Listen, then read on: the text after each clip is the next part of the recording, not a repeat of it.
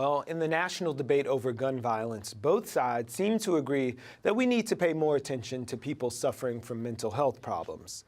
But in fact, just how clear is the connection between being diagnosed as mentally ill and the urge to use a gun on someone else? Few of us understand the psychology, but our next guest is someone who spent a lot of time thinking about what, sadly, has become one of the hallmarks of American culture today: gun violence.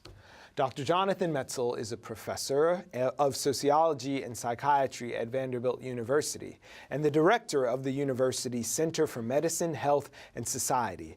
And we're honored to welcome him to BK Live today. Welcome, Doctor. Thanks so much. It's really nice to be here. Thank you. So to get things started, when we have these incidents that are all too common, lone wolf is a lot of the verbiage that we hear, silent, sort of outsider guy. So I'm interested if all of those perceptions sort of hamper our ability to prevent gun violence. Well, that's a great question to start with, and I'd say that there are two kind of issues at play. So there is the question of mass shootings, and there's the question of everyday gun violence. So mass shootings, of course, are moments of national tragedy. All of a sudden, we're all paying attention. They're moments of terror in a way because previously safe spaces like schools or movie theaters all of a sudden become unsafe. And at those moments, understandably, I think, there's a focus on the individual shooter. And so all of a sudden we say, how could we have stopped this one mass shooting?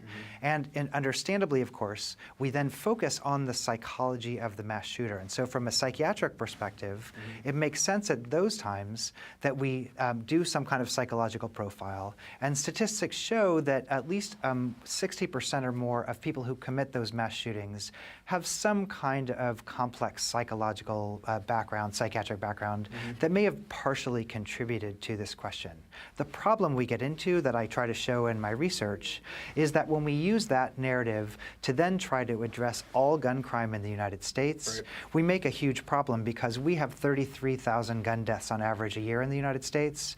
And in everyday gun violence, people with mental illness, which is what I study, are far more likely to be the victims of violence than the perpetrators of violence. And so in a way, we could take away guns from everybody diagnosed with mental illness in the United States, and we really wouldn't make a dent in everyday gun violence except for lowering the suicide rate, which is very, very important. So I know New York City's First Lady, Chirlane McCray, has been on the front lines of sort of destigmatizing mental illness, and there's an initiative that the de Blasio administration is undertaking where they would have folks screening. It's a test where they're putting $30 million into a plan to sort of buffer front line where they're going to train mental health staffers in social service organizations. So people who don't have PhDs like you are going to be sort of assessing folks. Do you think that putting them on the front lines is going to make a difference, or is a good use of 30 million bucks? Well, I think that certainly we need more mental health services, and so I'm very strongly in support of anything that destigmatizes mental illness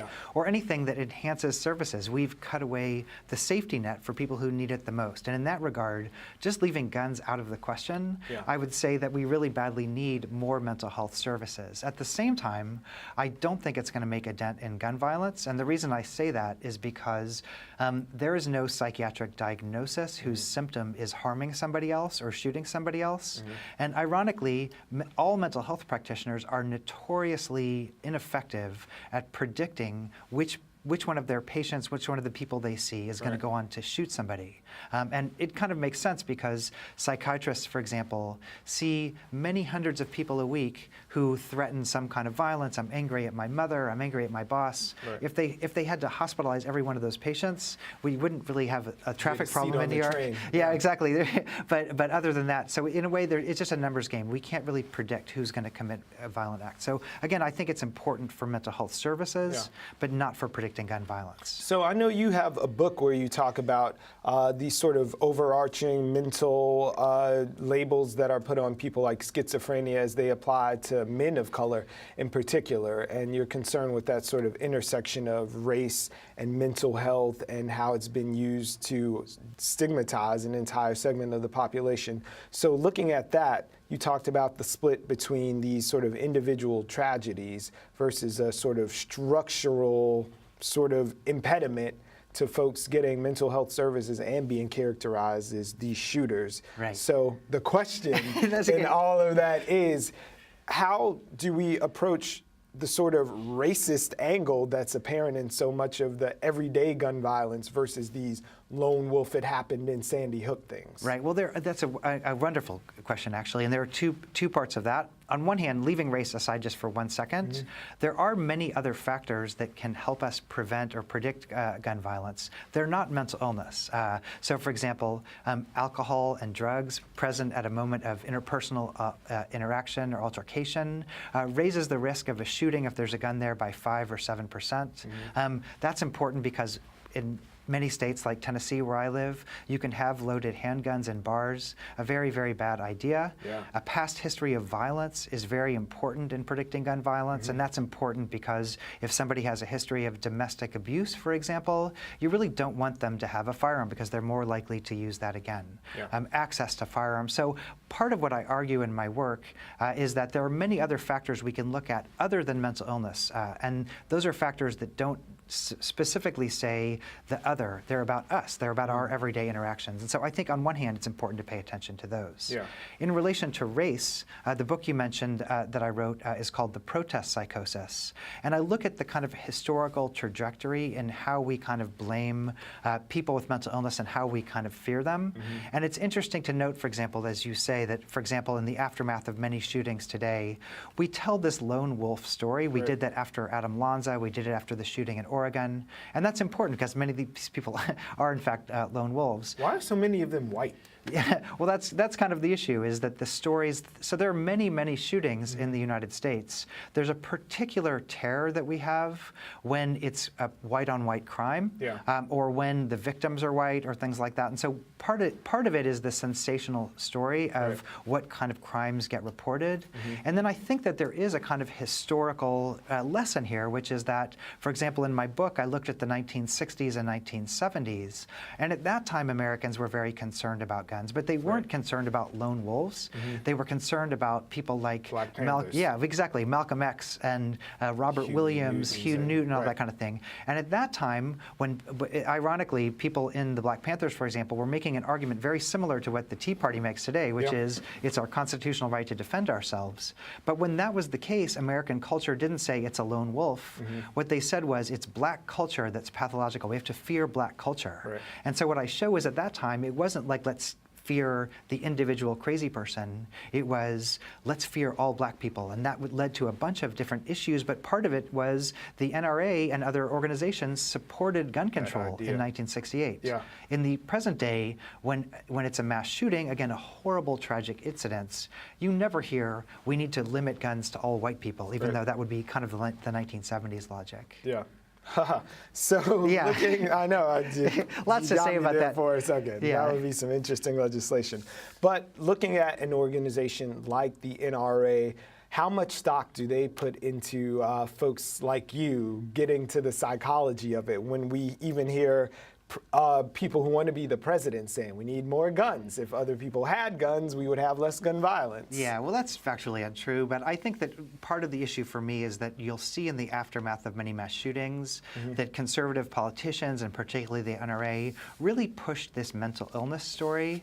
And so, for example, they say it's not a gun problem, it's a mental illness problem. People like Ann Coulter say guns don't kill people, the mentally ill do. And part of why they further that narrative is not because they're arguing for more mental health treatment, even though that would be great and I would support that. It's because that's a form of stigma. And so we can say basically, oh, it's not about them, it's not about us, it's about them. It's about this other kind of stigmatized group. And in a way, what it does is it limits us looking at this bigger picture of everyday gun violence in the United States. And so I really think that even though I'm a psychiatrist, I really think we need to reject the narrative of mental illness and say, what are the societal factors that lead us not just to shoot each other, but to mistrust each other to the point where we need guns in the first place? Can we talk about the societal factors that can lead to mental illness? Because if we're talking about the lone wolf person who goes and steals his mom's guns and 20 students die at their desks, it's different than the person who's raised in an environment where they've been hearing gunshots at the same time as a lullaby, and they've been raised in a war zone. Right. So that has to affect you mentally. There's a lot of research now, for example, in Chicago, where there's a lot of kind of everyday gun violence. Right. And the rates of PTSD, post-traumatic stress disorder, in a city soar because, I mean, if you think about what PTSD is, they almost invented the diagnosis in Vietnam with airplane pilots, soldiers, who the more they were in the theater, the more they thought they were going to die, right. the more they had risk of PTSD. People in Chicago live with fear of death every second. And continually. So, yeah, it's and not so, something they're coming home from. It's their home environment. Exactly, that's exactly right. And so partially when we talk about mental illness and guns, the untold story is the mental illness we're producing by having so many guns in our society. And certainly these areas are a great example of that.